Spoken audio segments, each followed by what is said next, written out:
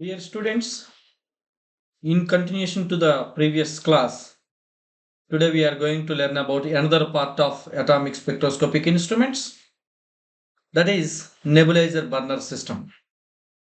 So you know me very well. This is Prof.Vegi from the Department of Chemistry. You know this lesson. So first of all, you need to know the role of nebulizer-burner system in these instruments, and also what are the different types of nebulizer-burner systems and how they will work. Resources you need for this lesson is notebook, pen and pencil. Now, I am going to ask you, if there is rain and there is also fire, what will happen? If there is a broken instrument, how can you investigate the mystery behind the broken instrument? So think and write about these two and submit it to me in the next class. Now, I am directly coming to the main concept, that is nebulizer-burner system. The main function of nebulizer-Burner system is to convert test solution to gaseous atoms. That means producing mist and then taking into the flame, atomize them. There are two types of nebulizer-Burner systems. Those are premix or laminar flow burner, total consumption or turbulent flow burner. Actually, the main concept of these two nebular burners are present in within the name itself. Premix, as the name indicates, premix, that means oxidant gas, fuel gas, all the things are even carrier gas, everything is mixed before reaching to the burner. And second one is total consumption. Total consumption means that means all the sample will be consumed. So in the premix case, certain amount of the sample will be wasted. All the sample will not be taken to the burner system. Whereas in total consumption, all the sample will be used. That is the advantage. Now, I am going to explain both these nebulizer burner systems one after another, and I will compare them side by side. You can see here, this is premix or laminar flow burner. This is the block diagram which you can see here. This is the sample, and sample will be taken to nebulizer-burner system.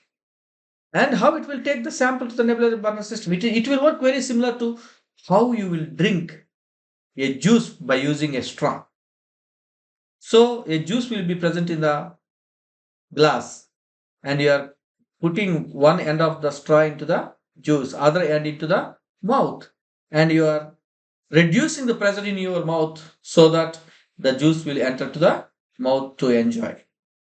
Actually, it will work very similar to that one. Here there is aspirator air which will remove the air from this capillary tube, and because of which sample will be coming to the nebulizer burner system with high velocity. When it is coming with high velocity like a jet, now it is splitted into small droplets. And these small droplets are hanging in oxidant and fuel gas. Here there is oxidant gas in, fuel gas in, and all those droplets are hanging. And the bigger droplets will fall down and it will go as a drain. That's why I told you certain amount of sample will be wasted in this type of burner system. So the smaller droplets which are hanging in the fuel gas and oxidant gas will be carried to the flame by using burner, and here there are mixing baffles. What it mixes? These mixing baffles mixes fuel gas, oxidant gas, and the droplets of the sample. And all these three, as a mist, they will go to burner and enter to the flame. After entering to the flame, what will happen? Already you know. So atomization and excitation takes place, which I already explained in the first class. Now I am coming to total consumption or turbulent flow burner. In this case, there are three concentric tubes. There is innermost tube, above which there is another tube, above which there is another tube. So there are three channels through which the sample, oxidant gas and fuel gas are traveling. That means these three components will not be mixed before. And all these, that means sample, fuel gas and oxidant gas, everything is mixing at the tip of the flame. So here, from the innermost tube, the sample is traveling, and the next tube oxidant gas, and the next tube outermost tube is fuel gas in. And all these three mixing at the top of the burner, and where they are used to produce a flame, and the sample is directly inserted into the flame for further atomization and excitation. So here, which one is the best one? Actually, the second one is the best one compared to first one. But for every nebulizer burner system, there are certain advantages and disadvantages. The advantage in this premix burner system is it is having a long path length. That is an advantage. Whereas in total consumption, it is having very short path length of the flame. There is disadvantage of premix. Certain amount of sample will be wasted. But in this case, there is no wastage of the sample. In addition to that, there are some other advantages and disadvantages which you will see in my handout. So, based on these concepts, I am giving you certain learning activities, and these activities you need to perform and submit it to me in the next class. So, you can group 2 or 3 people together and work on these things.